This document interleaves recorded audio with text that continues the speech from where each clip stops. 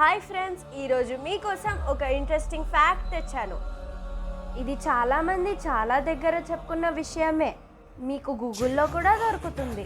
అయినా కానీ నేను మీకు చెప్తున్నాను. పురాణాలలో హనుమంతుడు ఒక మహాశక్తిశాలిగా మనందరికీ తెలుసు. రామాయణంలో ఆయన పాత్ర చాలా ముఖ్యమైనది. వాల్మీకి రామాయణం ప్రకారం హనుమంతుడు ఎంత శక్తిశాలి అంటే తను ఒక బాలుడిగా ఉన్నప్పుడే ఉదయించే సూర్యుడిని ఒక పండు అనుకుని తినబోయాడు. ఇది కొత్తగా వచ్చిన హనుమాన్ సినిమాలో కూడా చూపెట్టారు.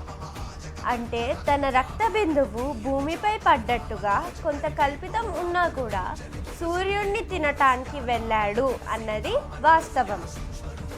ఇంతకీ ఇవి ఎందుకు చెప్తున్నాను అంటే, మన బాల హనుమంతుడు అంత అవలీలగా సూర్యుడి దగ్గరికి వెళ్ళాడు కదా. అసలు సూర్యుడు మనకి ఎంత దూరంలో ఉన్నాడు? ఇప్పుడు మన సైంటిస్టులు ఇన్ని అడ్వాన్స్ టెక్నాలజీస్ యూస్ చేసి కూడా అప్రాక్సిమేట్ డిస్టెన్స్ మాత్రమే కనుక్కున్నారు. కానీ ఇది తులసీదాస్ 500 సంవత్సరాల కిందటే ఏ టెక్నాలజీ లేకపోయినా చెప్పగలిగారు. ఆయన హనుమాన్ చాలీసా 1575 కామన్ ఎరాలో రాశారు. హనుమాన్ చాలీసా తులసీదాస్కి హనుమంతుడు స్వయంగా చెప్పినదట.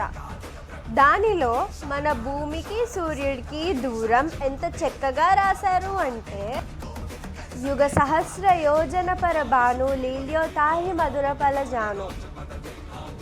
ఇక్కడ యుగ అంటే 12,000 ఇయర్స్, సహస్ర అంటే 1000, యోజన అంటే 8 miles.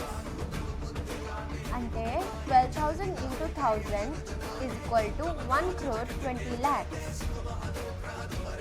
1,20 lakhs into 8 miles అంటే 9,60 lakh miles. మనం కిలోమీటర్లలో తీసుకుంటాం కాబట్టి 1 mile is equal to 1.6 kilometers.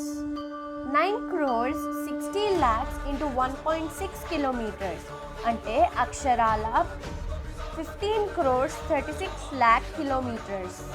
కానీ మన బాల హనుమంతుడు ఎంత శక్తిశాలి అంటే 15,30 lakh kilometers దూరంలో ఉన్న సూర్యుడిని తీయని పండు అనుకుని చాలా సులభంగా అతి వేగముతో వెళ్ళాడు. చాలా గ్రేట్ కదా.